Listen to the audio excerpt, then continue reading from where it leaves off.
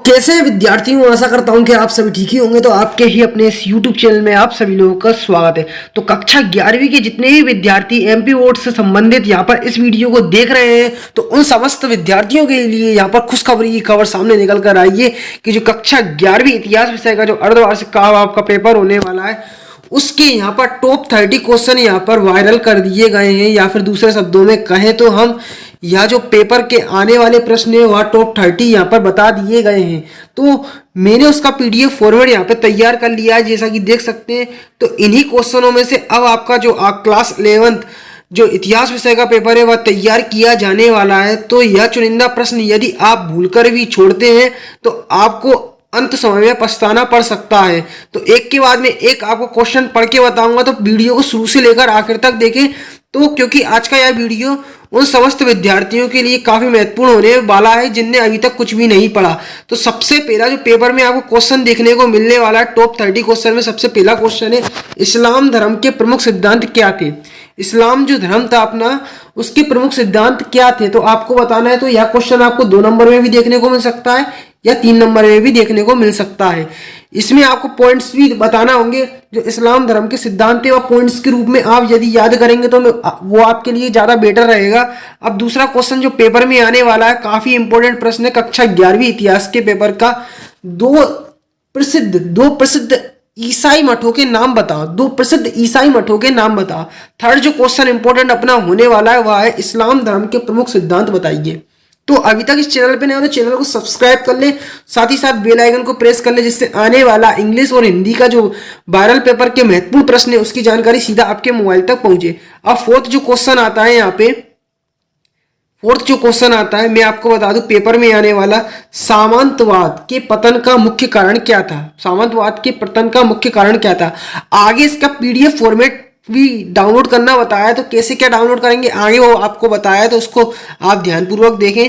आप भी अगर इस पेपर की पीडीएफ फाइल डाउनलोड करना चाहते हैं तो आपको गूगल पर सर्च करना होगा class 11th history half yearly paper 2023 MP board, या लिख के पीछे आपको हिमालय सर लिख देना होगा। HIMALAY हिमालय ठीक स्पेस देते हैं सर, आपको यह लिख देना होगा। क्या लिखना है, class 11th history half yearly paper 2023 MP board Himalaya sir लिख के जैसे आप यह सर्च करेंगे तो गूगल के सबसे पहले ही नंबर पर आपको एक वेबसाइट लिखी मिलेगी himalayasar.in। उसके नीचे लिखा मिलेगा class 11th history half yearly paper 2023 MP board Himalaya sir. तो ठीक आपको इसी पर क्लिक कर देना है। तो जैसे आप यदि इस पर क्लिक करते हैं तो जो वेबसाइट है उसको पूरी तरह से लोड होने देंगे। स्क्रॉल करते हुए आएंगे, नीचे आएंगे तो यहाँ से आप क्लास 11th हिस्ट्री का जो परीक्षा का पैटर्न है यहाँ से डाउनलोड कर पाएंगे। ठीक वहाँ नीचे आते हैं तो यहाँ से आप क्लास 11th का जो सिलेबस है वह यहाँ पर क्लिक करके डाउनलोड कर लेंगे। और ठीक नीचे आएंगे तो यहाँ से कक्षा 11वीं का जो टाइम टेबल है यहाँ पर क्लिक करके आसानी से डाउनलोड कर लेंगे। और ठीक हमारे टेलीग्राम जो ग्रुप है यहाँ पर क्लिक करके ज्वाइन कर सकते हैं। ठीक यहाँ और लास्ट में आप जो पेपर अभी देख रहे थे वह यहाँ पर क्लिक करके सीधा डाउनलोड कर लेंगे। अब 5वें नंबर का क्वेश्चन क्या है, मनर का जागर क्या था। मनर का जागर क्या था। 5th नंबर का जो क्वेश्चन है, अगर आप इन क्वेश्चन को भी नहीं कर पाते तो आपके लिए बहुत लालत है, क्योंकि यह जो क्वेश्चन है काफी सिंपल है और काफी जल्दी याद होने वाले हैं। बस कुछ नहीं, आपको अपना परीक्षा अध्ययन निकालना है। परीक्षा अध्ययन में इन सभी प्रश्नों के उत्तर बकायदा दिए गए हैं। तो अब 6ठे नंबर का क्वेश्चन है, रोम साम्राज्य में स्त्रियों की दशा कैसी थी। या पेपर में आपको रखा मिलेगा, रोम साम्राज्य में स्त्रियों की दशा कैसी थी। या जो क्वेश्चन है 2 अंक में भी देखने को मिल सकता है या 3 अंक में भी देखने को मिल सकता है। अब 7वें नंबर का जो प्रश्न है, रोमन साम्राज्य में श्रम प्रबंधन पर नियंत्रण कैसे रखा जाता था। तो यह जो क्वेश्चन है यह 3 अंक वाला है, 3 अंक में देखने को मिलने वाला है आपको। रोमन साम्राज्य में श्रम प्रबंधन पर नियंत्रण कैसे रखा जाता था। ठीक आगे देखते हैं, तो आगे चल के यहाँ पे आपको 8वें नंबर का जो क्वेश्चन है, क्या है 8वें नंबर का, कीलाकार। कौन सा, कीलाकार लिपि से आप क्या समझते हैं, कौन सी लिपि, कीलाकार लिपि। अब जस्ट अपन आगे बढ़ते हैं, तो आगे बढ़ के आपको आगे क्वेश्चन देखने को मिलेगा, भाप की शक्ति की खोज किसने की थी। तो यह जो क्वेश्चन है अपना, यह आपको एक वाक्य वाले जो प्रश्न उत्तर आते हैं, एक वाक्य में जो प्रश्न देखने को मिलते हैं, उसमें आपको यह देखने को मिल सकता है कि भाप की शक्ति की खोज किसने की थी, या फिर 2 अंक में भी देखने को मिल सकता है। अब जो मोस्ट इंपोर्टेंट क्वेश्चन है जो आपको रखा मिलने वाला है, अब्बासी क्रांति। कौन सी क्रांति, अब्बासी क्रांति से क्या तात्पर्य है। यह क्वेश्चन आपको 100% रखा मिलेगा, तो पूरी तरह से निश्चिंत हो जाइए। नेक्स्ट अगला जो क्वेश्चन पेपर में आपको रखा मिलने वाला है, क्या है, 1 अंक में एक वाक्य वाला प्रश्न में आपको रखा मिलेगा ये कि ऑस्ट्रेलिया की खोज किसने की थी। ऑस्ट्रेलिया की खोज किसने की थी। नेक्स्ट अपना अगला क्वेश्चन है 2 अंक वाला कि आधुनिक मानव के उद्भव से संबंधित प्रतिस्थापन मॉडल का वर्णन करो। तो यह आपको 3 या 4 अंक में रखा मिल सकता है, 3 या 4 अंक में।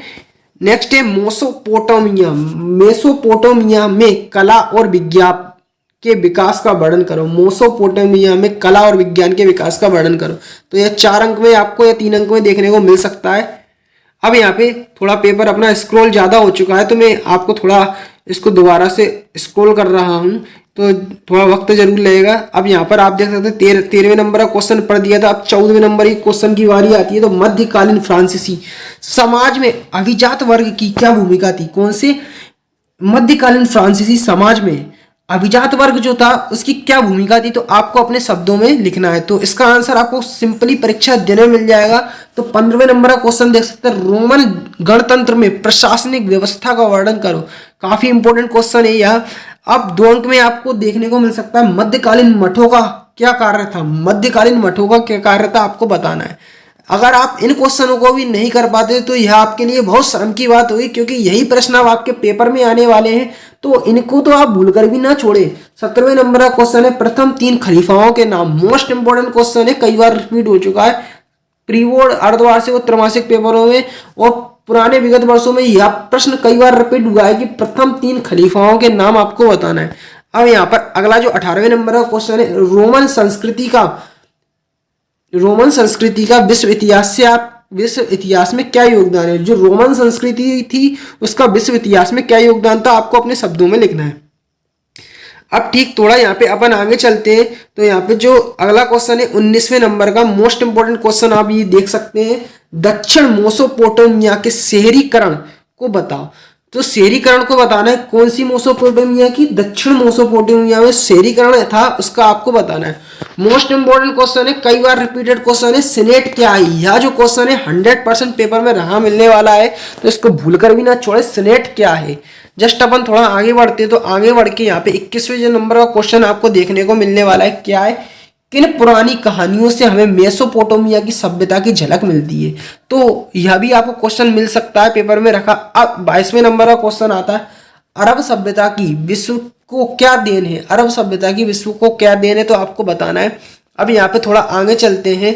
तो आगे चलते ही आपको 23वें नंबर का क्वेश्चन है, मोस्ट इंपोर्टेंट क्वेश्चन है, यह आपको रखा मिलेगा, मैनर से आप क्या समझते हैं? मैनर से आप क्या समझते हैं? ठीक, आगे चलते हैं। तो मैनर से आप क्या समझते हैं? ठीक, यहाँ पे एक और क्वेश्चन देख सकते हैं, थोड़ा मेरे को समझ में नहीं आ रहा है, तो आप खुद से समझ सकते हैं कि ये जन लिखा है या वन लिखा है, या आप देख सकते हैं। या थोड़ा मेरे को समझ में नहीं आ रहा कि जन किसे कहा जाता है, जन किसे कहा जाता था, जन किसे कहा जाता था। नेक्स्ट अपन आगे चलते हैं। तो आगे चल के आपको 25वें नंबर का क्वेश्चन मिलने वाला है, गृह युद्ध क्या था? गृह युद्ध क्या है? ये 2 अंक में आपको 100% रखा मिलने की पूरी संभावना है। 26वें नंबर का क्वेश्चन है, मोस्ट इंपोर्टेंट क्वेश्चन है, यह आपको 100% रखा मिलेगा, मेसोपोटामिया का शाब्दिक अर्थ क्या है? कई बार रिपीटेड क्वेश्चन है, तो इसे भूलकर ना छोड़े। अब यहाँ पे एक और इंपॉर्टेंट क्वेश्चन आ चुका है, जो कि नंबर 1 की श्रेणी में आता है। मेसोपोटामिया का पहले नंबर पे आता है, ठीक दूसरे नंबर पे आता है, ड्रेसल 20 किसे कहते हैं? ड्रेसल 20 किसे कहते हैं? रहा मिलने की पूरे चांसेस है इस क्वेश्चन की। नेक्स्ट है 28वें नंबर का, मेसोपोटामिया किन नदियों के मध्य की भूमि है? तो दजला एवं कौन सी? दजला एवं फरात नदी, दजला एवं फरात नदी। यह 2 अंक, या आपको एक वाक्य वाले जो एक अंक के प्रश्न होते हैं उसमें रहा मिलेगा कि मेसोपोटामिया किन नदियों के मध्य की भूमि है? दजला एवं फरात नदी की बीच की भूमि है। यहाँ पे एक और क्वेश्चन है 29वें नंबर का, कि धर्म युद्ध क्या है? धर्म युद्ध क्या है आपको अपने शब्दों में यहाँ पे लिखना है। ठीक, लास्ट जो क्वेश्चन है, मोस्ट इंपोर्टेंट क्वेश्चन है, यही जो पेपर है उसका लास्ट क्वेश्चन, या यह आपको 5वें या 6वें नंबर पर रखा मिलेगा, सामंतवाद क्या है? क्या सामंतवाद क्या है? तो इसे आप भूलकर भी ना छोड़े। तो ये थे अपने टॉप 30 क्वेश्चन जो कि पेपर में रखे जाने वाले हैं। तो इन क्वेश्चन को आप भूलकर भी ना छोड़ें। तो आशा करते हैं कि आपको हमारा यह वीडियो पसंद आया होगा। अगर वीडियो पसंद आया तो चैनल को सब्सक्राइब कर लें, साथ ही साथ बेल आइकन को प्रेस कर लें। ठीक, मिलते हैं अपन अगली वीडियो में।